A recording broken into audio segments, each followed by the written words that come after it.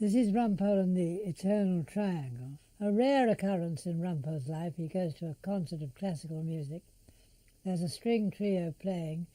The beautiful violinist seems to be smiling at him, and he can't quite understand why. But then the developments occur. One of the trio, possibly her lover, is found murdered, and her husband, the other member of the trio, is put on trial for murder. The beautiful violinist now proceeds to court Rumpole, and he is incredibly flattered by her attentions. And why is she being so kind and flattering and encouraging to the man who is defending her husband for murder? That's what you'll find out happens in the Eternal Triangle, and I hope you enjoy it.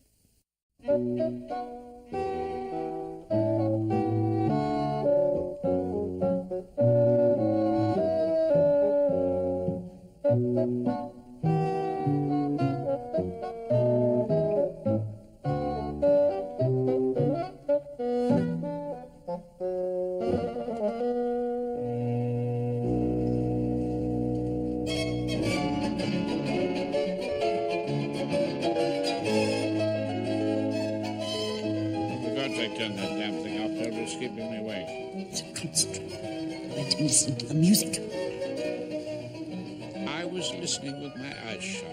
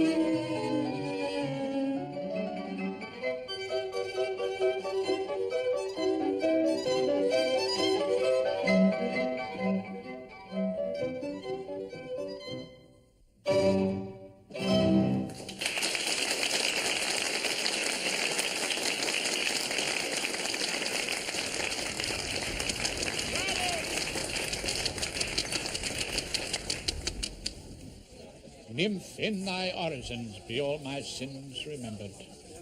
In my view, Claude, there's more music in those words than in all the quartets ever written. It was actually a trio, Rumpole. Perhaps he wasn't awake long enough to notice. Oh, don't be ridiculous, Hilda. Of course I noticed. Rumpole needs civilizing, Claude. It was a wonderful experience. It quite took me out myself. Me too, Hilda. Schubert always does that. Yes, wonderful, Claude. Could you climb back into yourself for another large gin and tonic, Hilda? Same again, please. Hello. Oh, hello. It is Mr. Rumpole, isn't it? I suppose it must be. You won't remember me. Someone I once knew at college, Billy Halliday. He was in trouble and you got him off. Well, he was innocent, actually. Oh, well, naturally, he must have been. I thought you were absolutely brilliant in court. You were so brave and, well, commanding. I mean, I only watched you from the gallery. A large G&T, a B&S and an LP. LP? Large plonk. Oh, yes, of course. There we are. Keep the change. Well, I'll have to go. I'm with some people. I'd love to meet you again, if ever you felt you had any time for me. The criminals of England are keeping me rather busy, unfortunately. You must stop for lunch sometimes. I'd love to talk to you again, hear what you felt about the concert and other things, perhaps. 9362709. We're there most mornings. Elizabeth!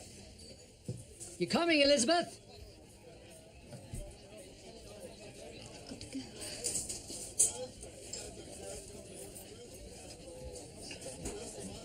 There we are. Thank you, Rumpole. Well, thank you, Claude. It was a wonderful evening. Yes, indeed. Wonderful. What are you doing, Rumpole? Just writing down the name of that tune they were playing. What was it, Claude? Schubert, Rumpole. Piano trio in B-flat major, opus 99. It's already there in the programme. Oh, is it? Oh, well, fancy that. Yes, well, I've got it now. Well, cheers. Cheers. Good morning, Dot. Hello, sir. Enjoying the work, are you? No worries? We senior men are, of course, anxious to see the Chambers as a happy ship. Working with Henry can be a bit of a headache, I imagine. Our clerk's always had a dominating personality. I think I can cope with Henry, thank you, sir. We come from the same neck of the woods, you know. Oh, really? Which neck's that? Bexley Heath. We have a tough breed of woman there, sir. We can look after ourselves. Oh, good afternoon, Doc. Yes,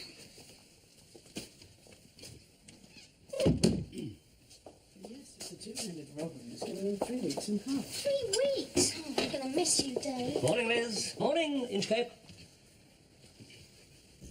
Hello there, Rumpole. Wasn't that a sorry, secret? Erskine Brown. Heavily engaged on the terrible pressure of work.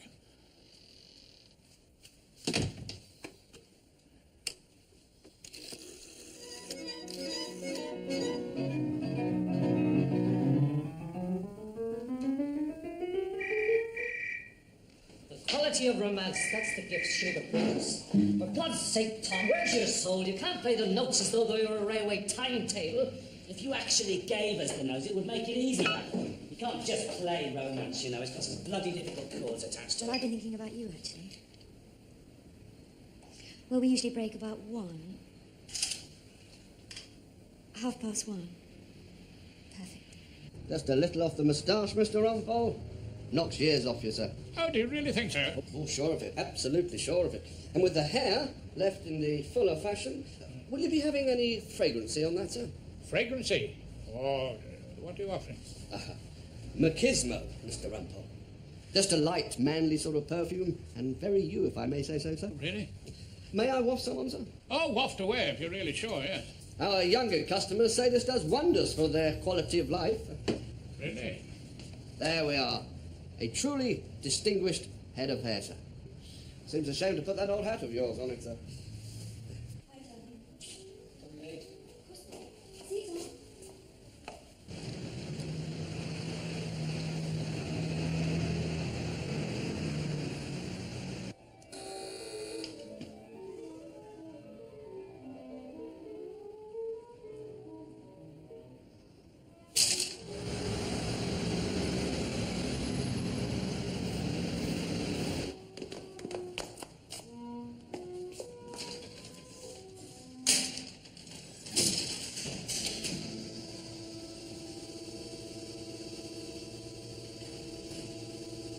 No, I don't know what you like.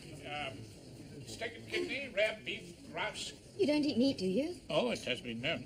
Oh, how long has this been going on? Oh, I suppose I must have got through a couple of herds of cows over the years, flock or two of sheep. Mr. Rumpole. Horace, please. Horace, Yes, I'm afraid so. you don't believe in killing animals, do you? Well, don't they spend quite a bit of their time killing each other? Well, perhaps you should have more respect for them than they do for themselves. Oh, yes, of course, naturally, yes. Every time I pass a sheep, I take my hat off. Oh, you're making a joke. Bad habit I've got into. Look at all these meat eaters around us. Pink faces. Accountants, probably. You don't want to look like them, do you? Are you ready to order, sir? How Yes. about a selection of fresh vegetables? Oh, well, if you really think... Perhaps some cheese afterwards? Oh, don't let's go mad. Just vegetables for you, Mr. Rumpole. Of course. Do I look like an accountant? You look very good. And so do you. In fact, you look beautiful. All sort of silvery. You mean knocking on a bit? Oh, I don't think age matters in the least. Really? No, not in the least when it comes to love. In fact, I can love almost anybody, Horace, can't you? You strike me as being someone full of love. Oh, well, yes, I suppose I can love people, yes. With a few exceptions, of course. Mr. Justice Oliphant, for example, and Sam Ballard, our head of chambers. What's the matter with him, Horace? Isn't he lovable? Oh, I wouldn't say that being lovable is one of Soapy Sam's obvious qualities, no. Love him. Why did you want to have lunch with me? Does there have to be a reason? There usually is. You say that because you're a lawyer. I just admired you so much when you were doing Billy's case. And then, when I saw you looking at me during the Schubert, I thought I'd like to get to know you better. Would you care to order your wine, sir? Wine? Oh, I don't think we need any artificial stimulation, do we? Oh, well, perhaps just a small glass of... In fact, meeting you's enough to intoxicate me. Isn't it the same for you?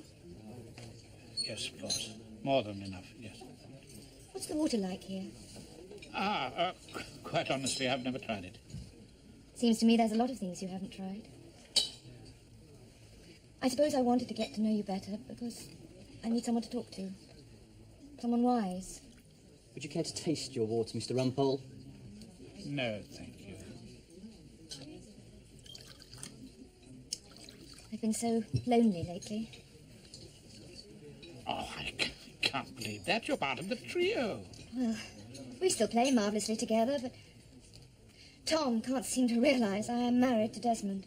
Desmond? Desmond Castorini, the leader. Tom's got this awful, ridiculous jealousy. Tom? The cello. And Desmond's terribly suspicious of Tom for absolutely no reason. And the atmosphere, it's intolerable. Sometimes I can hardly breathe. From immortal trio to eternal triangle. Oh, yes. It's just the two men. Their jealousy's become a sort of obsession for them, a kind of unholy bond between them. Can you understand that?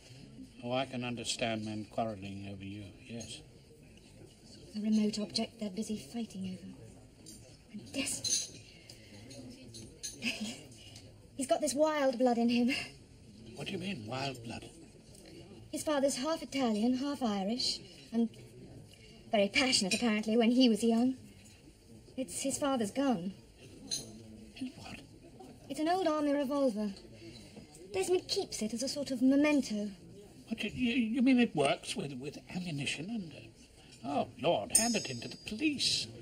It must be pretty unnerving for a vegetarian. Yes.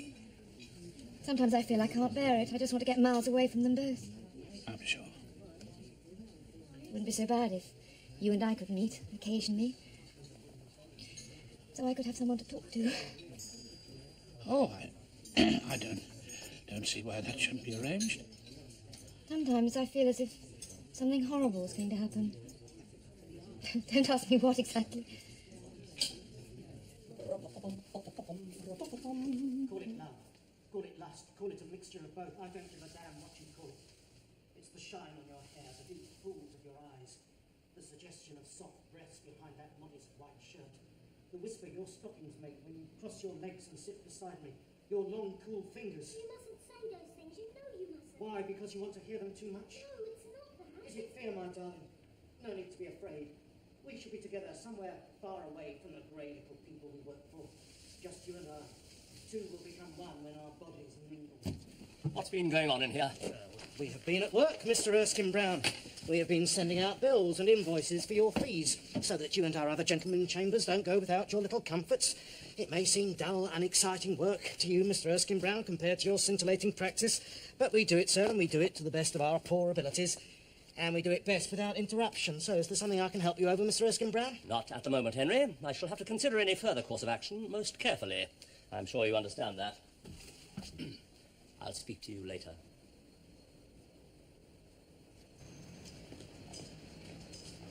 Ballard! Ballard! Yes, Erskine Brown, what is it? I am on my way into church for my quiet moment. Yes, well, you'd better say a prayer for Chambers. We're in deep trouble, Ballard. I have every reason to suspect that we have a serious case of harassing in our midst. What on earth is harassing? Well, harassing them.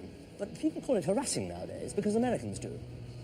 I don't understand that, Erskine Brown. You're not American. Anyway, I'm always being harassed by solicitors who want their papers the day before yesterday, and by Henry, who wants me in 2 places at once, and even by Marguerite, God bless her, who wants me to do a spot of do-it-yourself. Yes, but this is sexual harassing, Ballard. Someone tried to force their amorous advances on a defenseless and innocent young woman. Did you say sexual? I'm afraid so. That, of course, makes a difference. Indeed it does. Who is the guilty party? Someone of importance to us all. Someone we've known for a long time. It can't possibly be Rumpole. No, of course it can't. Look, I just thought I'd warn you what's in the wind. I'll report further when I've got a full statement from the complainant. The who? The girl in question. In my view, we must get her cooperation before we can move an inch further. It's a most delicate situation. Oh, yes. Yes, of course. Certainly. Harassment, indeed. We can't possibly have that at 3 Equity Court. I can't go on like this, not forever. Then I'll have to tell him. Don't you think it's about time I told him? Why? before everyone else knows.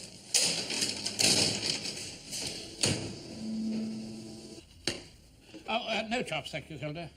What did you say, Rumpole? I said no chops, thanks. As a matter of fact, I'm thinking of giving up meat altogether. Your what?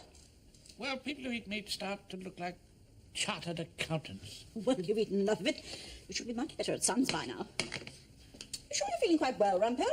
Oh, wonderfully well, thank you, Hilda. Could I just have a selection of vegetables? Boiled potatoes and cabbages, the only selection we've got.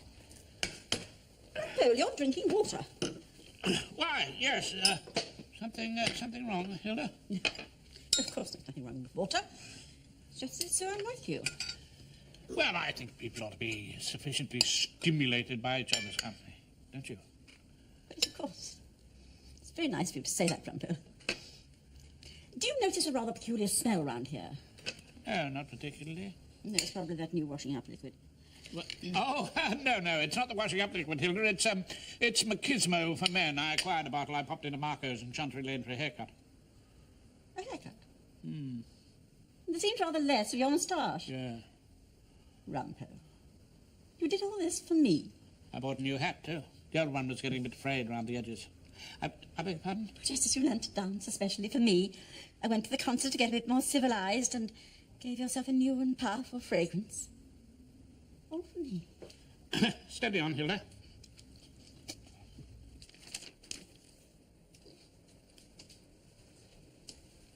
Prof,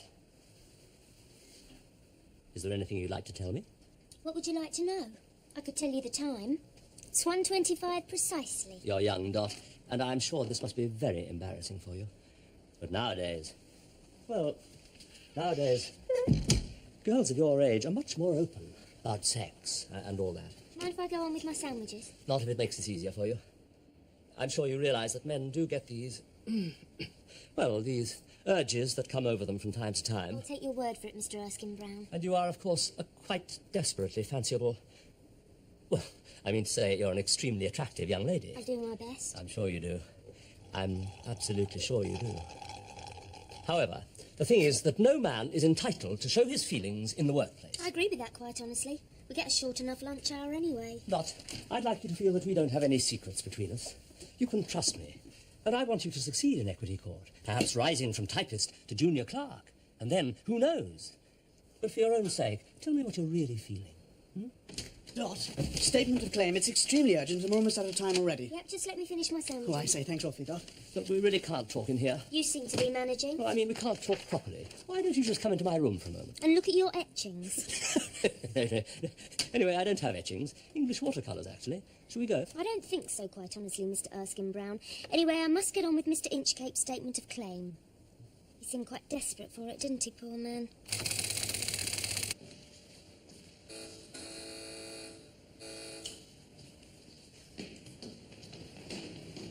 It's Tom! Tom Randall. Upstairs. Oh, something's happened. Go.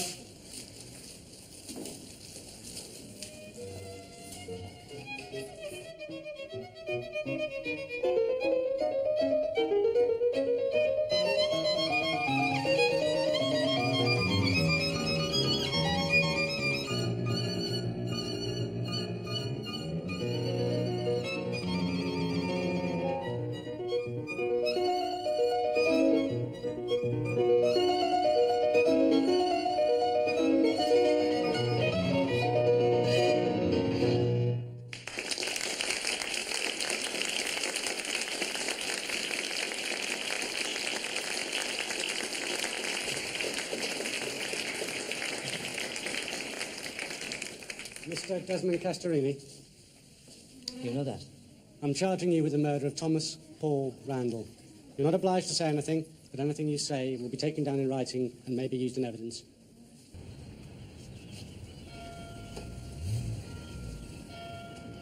Have you been waiting? Oh, hardly at all. But I'm in court this morning. I know. I've got to work too. I just wanted to see you. It's been such a nightmare. It's all absolute nonsense, of course. Whatever they're suggesting, you will help Desmond, won't you? I've told him all about you. All about me? I've told him how well you did Billy's case. Oh, that's all organised. Bernard's been to interview him. Oh, I'm glad. I wanted to see you anyway. I felt so alone. I'm sure. So wonderful to know you're there, with us. Oh, where are you off to now? A recession. Throbbing violins to go with a deodorant commercial. Under your arms, it's always springtime, some rubbish like that. Not Schubert. Oh, Mendelssohn. Thank God they haven't ruined Schubert for me. The police keep calling. They keep asking me for statements. You haven't given them any? No, not yet, don't worry. I won't say anything that won't help Desmond. And you, of course. Henry, need to speak to Dave about Singleton v. Singleton. If you could get me the robing room at Hull Crown Court. Should be there about now. I'll be in Mr. Rumpole's room. Now she's into paying divorces, she's too high and mighty to put her own finger to a telephone. Shall I see you soon? Better not if you're going to be a witness.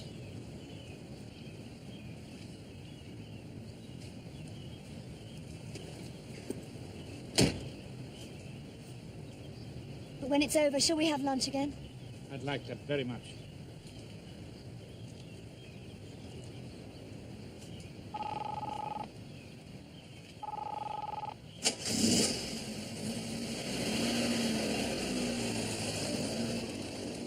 Singleton v. Singleton, Dave. You know, our divorce case. Look, we're an ex-Miss Broadstairs, and you're a filthy rich garage proprietor with a Volvo concession. Well, 20,000's absolutely useless to us, Dave. You've got to do better than that. Rumpole's had my Archbold. But you know perfectly well we're having a baby, Dave. Well, of course it's yours. There's not a scrap of evidence to prove it's not yours. Well, of course you can afford it. Yeah, I know you've got to go, Dave, but think about it, OK? We've got to get this settled once and for all. And of course I miss you. Bye. Men. Totally irresponsible. See you, Ballard. See you, Probert.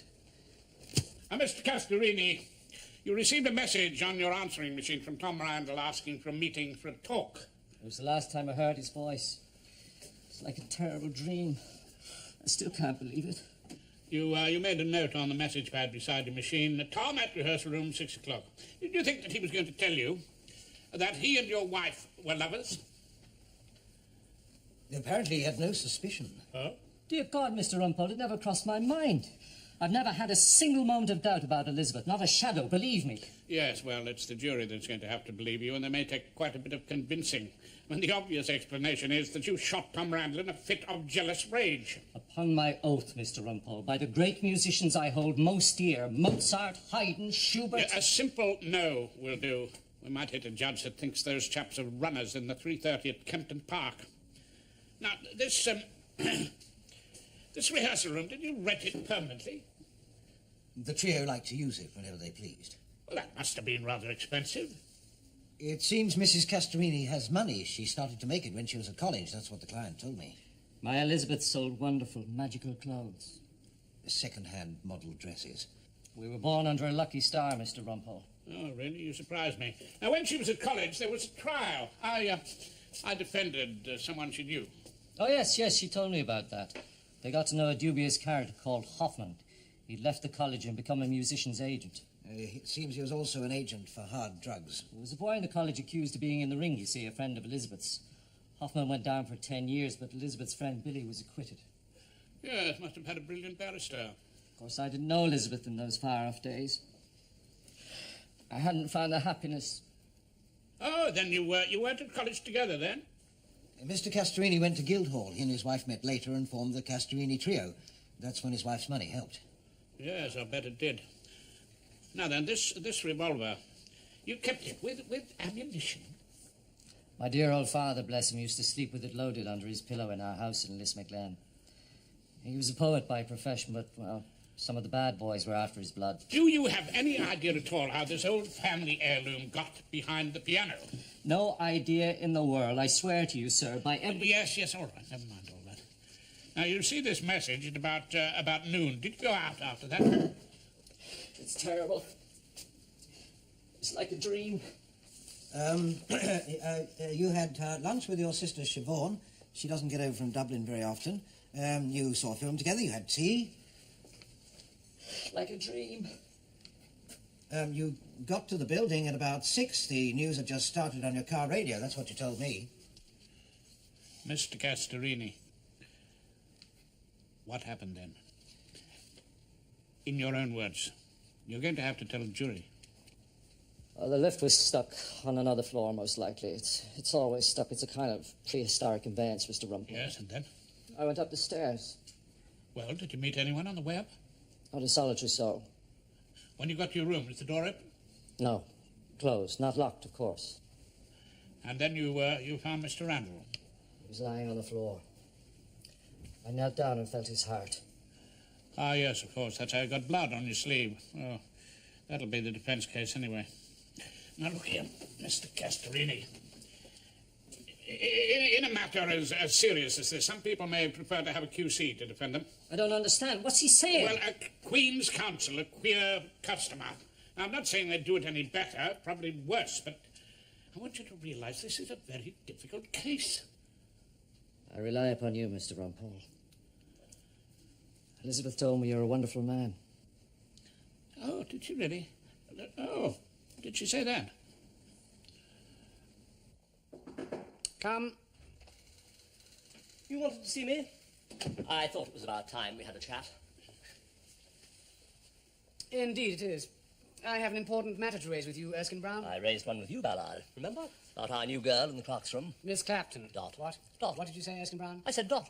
I call her Dot. Yes, I expect you do. Well, that's what I wanted to raise with you. It's an embarrassing matter, but raise it I must. You know, I don't really understand Dot. I suppose she doesn't want to cause trouble, but I simply couldn't get her to make a formal complaint. Well, she's made a formal complaint. To me. She has. Oh, good.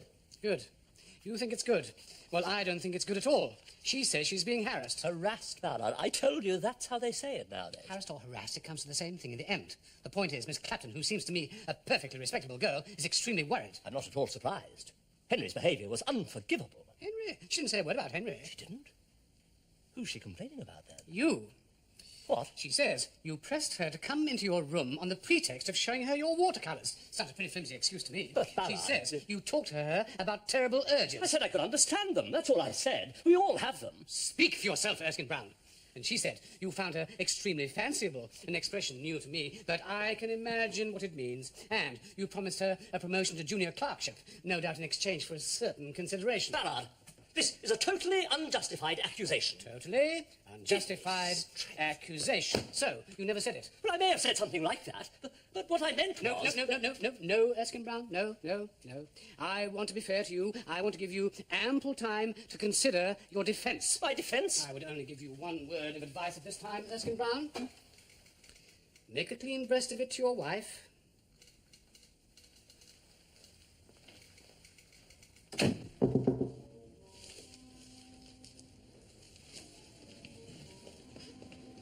I telephoned. It's Bernard of Bernard Humphreys. This is Mr. Rumpole, our own at Council. To view the scene of the crime. You'll have to walk up the stairs. The lift is stuck at the moment. Yes, it seems it often is. Room 9.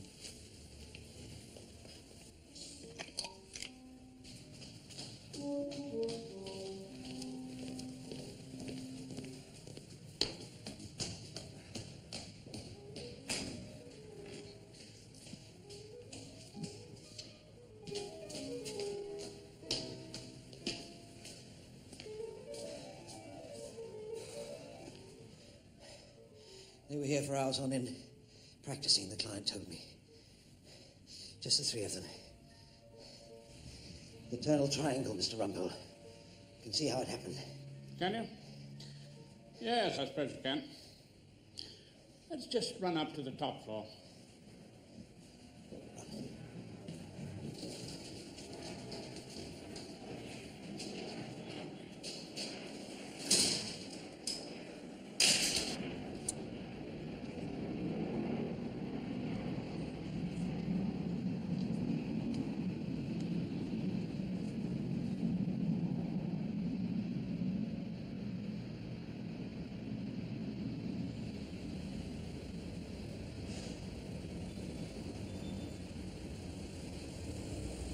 Well done, Bonnie Bernard.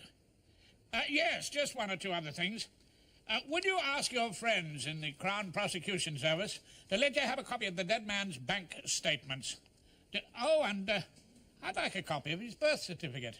And the bill took a great pile of documents out of the Castorini flat. Go over those with a fine-tooth comb, will you?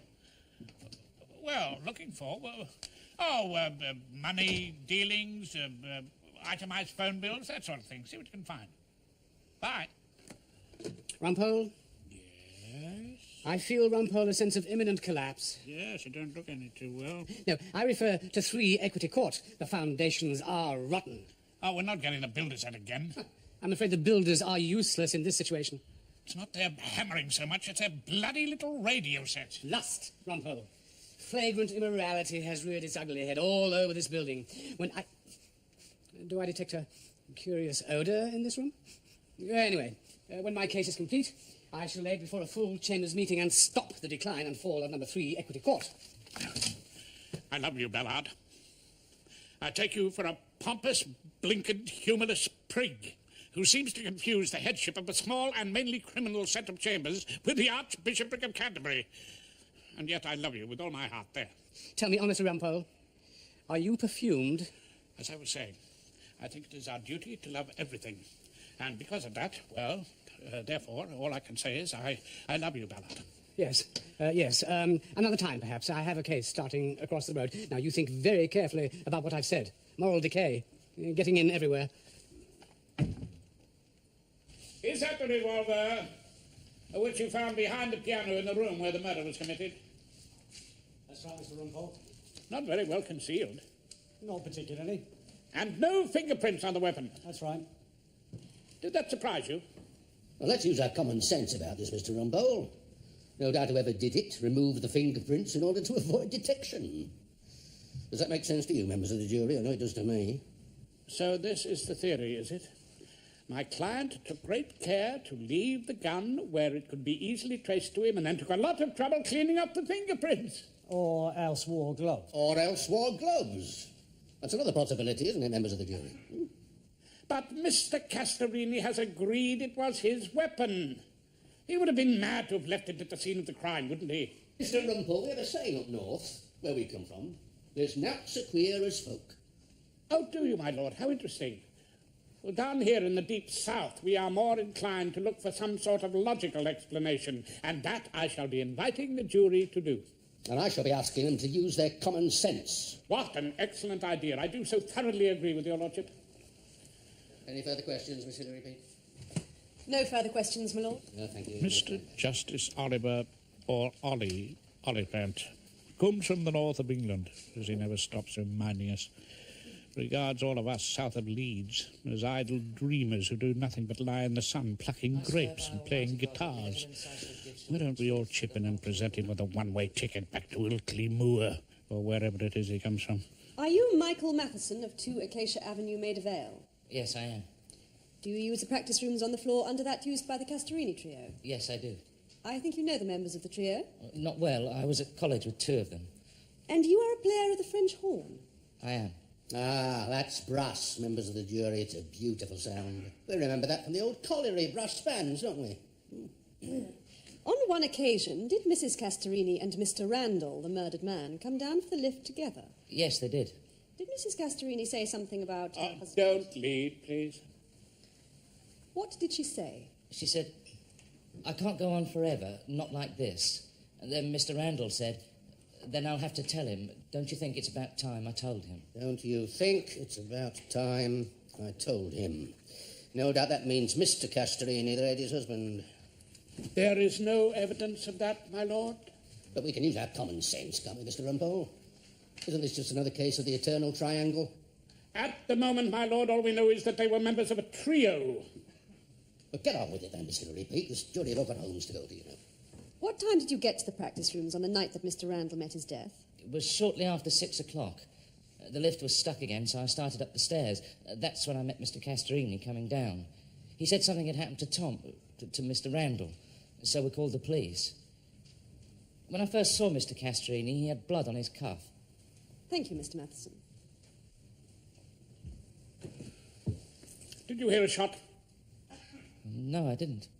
No. And did Mr. Castorini tell you straight away that he had found Mr. Randall dead and he had no idea who had done it? He told me that, yes. Now then, Mr. Matheson, you said that you were at college with members of the trio. Just Tom and Elizabeth. Desmond Castorini met them later. Well, you said you knew Elizabeth Castorini well. Well, I suppose I was a bit in love with her. Most men were. You can understand that, can't you? You mustn't ask me questions. But I didn't get to know her well, no. Well, just help us with one thing, will you? Did Mrs. Castrini own a shop, a boutique, I suppose you would call it, for selling model dresses? Yes, she did. I think it did rather well. Yes. Do you remember what it was called? It was Dreams of Youth, as far as I can remember. Dreams of Youth? Mr. Rumpole, what on earth have Dreams of Youth got to do with this case? I'm not quite sure, my lord. Perhaps they're just things that some of us like to have sometimes. Members of the jury, if we all want a good laugh, we can tune into the television set tonight. I believe they're giving us Coronation Street. And we all thoroughly enjoy that, don't we? I'm looking at the clock. Back at 10:30 tomorrow morning, members of the jury. And then use your common sense and take this case seriously, in spite of Mr. Rumpole's performance. All yours, my lord.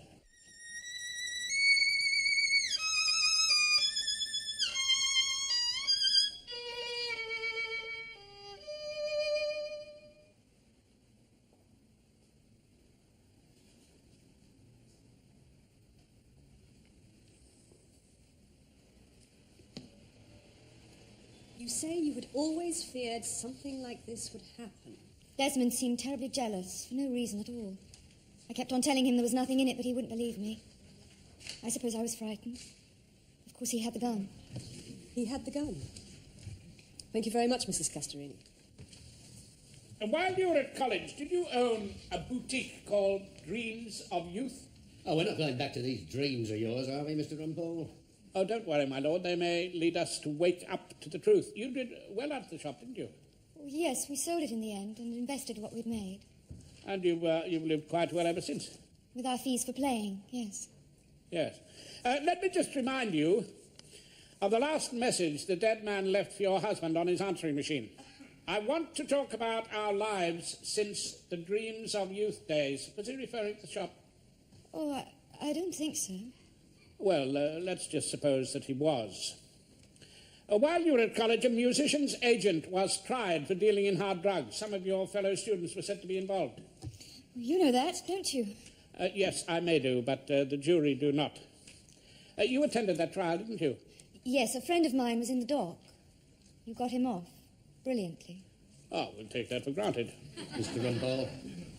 During the course of the trial, there were a number of references to people meeting at the Dreams of Youth boutique. I can't remember all the details. But you were never charged. You know that I wasn't. There was nothing I could be charged with. My lord, if Mr. Rumpole is suggesting the witness has committed some offence, she should be warned. Thank you, Miss Hilary Peake. I do know my business. Mrs. Castrini, I should warn you that you needn't answer any questions that might incriminate you. Oh, I'm quite prepared to answer all Mr. Rumpole's questions, my lord. Why, thank you. Usher, one of the students gave evidence for the prosecution, and he was not charged either. A young man with a beard. His name was Tom Cogsmill then. That is a photograph from the News of the World. Do you recognize him? Tom Cogsmill, so far as I can remember. Later to be known as Tom Randall, beardless, a member of your trio, The Murdered Man. Yes. Who gave evidence for the prosecution. Yes, he did. But who gave no evidence implicating you in the musical drug ring. Mr. Rumpole, are those all the questions you have to ask about this ancient trial? Seems miles away from the issues in this case. Yes, my lord. For the moment. Mrs. Castrini, your husband will say that he was never jealous of you and Tom Cogsmill, later known as Tom Randall. You know that he was, though, don't you, Mr. Rumpole? No, I don't know. And the jury don't know. All we know is what you've told us. And perhaps we don't know whether to believe you. Let us assume for a moment this was not just a matter of two men quarrelling over a beautiful woman. What other possible explanation could there be for Tom Randall being shot? I have no idea. Suppose you tell me, Mr. Rumpole. Oh, indeed I will. After a few more questions. Did you ever pay money to Tom Randall? Money? No, I don't think so. When the trio was formed, did not you tell your husband that you had given Tom Randall some of your ample capital so that he could refuse other work and concentrate on playing with you? I said I'd helped Tom out, yes. And did you go on paying him from time to time? What are you looking at? Oh, the dead man's bank statements. He received a regular payment from a certain source. Was that source you? Perhaps. Sometimes. Is that what it says? Was he blackmailing you, Mrs. Castorini? Blackmailing me? Whatever for? Why, threatening to tell your husband and then the police of your part in the Hoffman drug ring unless you went on paying him. No. Do you remember what Mr. Matheson heard Tom Randall say to you one day by the lift? I will have to tell him before anyone else knows. Did he mean that he had to tell your husband that your nice lump of capital came from hard drugs? No. Well, what did he mean then? Perhaps that he loved me. I really don't know. What were you doing on the day Tom Randall died? I went out in the morning. I had a doctor's appointment. Then I went to a lunchtime concert in Portland Place. Oh, and I bought a dress. I had to have a drink with our agent at 6. And before that, you popped back home. Saw what your husband had written on the pad beside the answering machine. Tom Randall at rehearsal room, 6 o'clock. No. Mrs. Castorini, it didn't take you from lunchtime till 6 o'clock to buy a dress. Did you carry it round London all the afternoon? No, I did just call back at the flat, just to put the dress away. And you didn't look at the message pad? I never saw that. Did you ring Tom Randall from your car telephone, arranging to meet him at the rehearsal room at about 5:30 before he spoke to your husband? No. No, of course not. Car telephone bills have a nasty habit of showing the number called. You did ring Tom Randall that day, didn't you? No, I'm sure I didn't. I can't remember. Didn't you go to the rehearsal room before 6 o'clock taking your husband's gun in case Tom could not be dissuaded? No. I had to meet the agent at 6 at the Warren Hotel. I told you that. Well, there's plenty of time to do the deed. Hide the gun where the police could find it. Go up the stairs, across the roof, down the fire escape and into the street. And no doubt you could immobilize the lift on the top floor by leaving the gates open. How far is the Warren Hotel from the rehearsal room? It's round the corner. You see, if your husband was the murderer, it's incredible he should have left his gun at the scene of the crime like a visiting card. My lord, that's argument, not a question. I do know my job, Miss Hilary Peake. Move on to another matter, Mr. Rumpole. Very well, my lord. Let us go back to the vital question. Who else had a motive for killing Tom Randall? Might it be someone who wanted to stop paying him blackmail and shut his mouth? Well, not me. It wasn't. Why did you come here today as a witness, Mrs. Castorini? The police asked me. You know you could not be compelled to give evidence against your husband. The police must have told you that. You came here of your own free will. Why? To tell the truth, as I know it. Or to make sure that your husband was convicted of a crime that you committed. Is there anything else wicked I'm supposed to have done, Mr. Rumpole? Oh, yes. You persuaded your husband to brief a barrister you hoped would not attack you. I am sorry to have disappointed you, Mrs. Castorini. I never intended to harass Dot. What? Miss Clapton. I heard Henry approaching her in a most outrageous manner, and I simply asked her to tell me about it, so that we could make a proper complaint. And, well, she must have misunderstood. No, Erskine Brown, she did not misunderstand. What sort of outrageous manner? Well, he was going on about the swishing sound made by her stockings, and her modestly hidden breasts. Oh, yes, and he said, just you and I. Two will become one when our bodies mingle. No, Erskine Brown. Is that all? Rumpole. Just because you happen to have won in Castorini does not mean you can take over this important inquiry. I have investigated this matter, Ballard, which no one else seems to have done. May I ask a simple question with your lordship's permission? I am grateful to your lordship. Erskine Brown, have you forgotten that Henry is a thespian, a mummer, a member of the Bexley Heath Amateurs?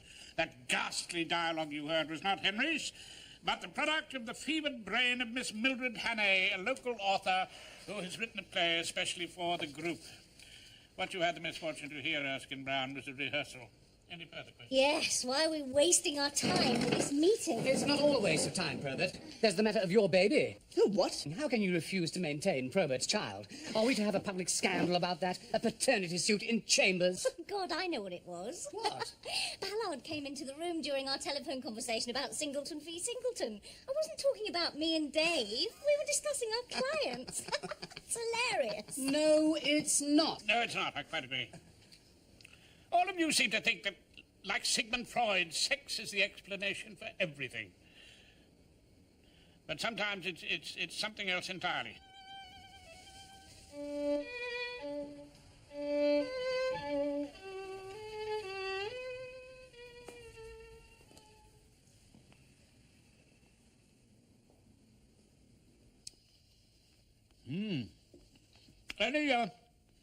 Any chance of another chop going today? You've given up being a vegetarian, then? Oh, Lord, yes. Last vegetarian I met was a murderer. And a teetotaler. Whatever came over you, Rumpole? Doing those extraordinary things. I met a lady in the meads, full beautiful, a fairy's child. Her hair was long, her foot was light, and her eyes were wild. I suppose you're talking about that Mrs. Castellini. When I think we sat there and listened to her fiddling, I wouldn't have stayed if I'd known what she was like. Ah, but then we didn't know, did we? La Belle Dame Sans Merci had us in thrall. There are actually 2 chops going begging, Rumpole. Oh, really? Oh, Hilda, thank you very much. You were never a fairy's child, were you? That's another thing in your favour, oh, darling.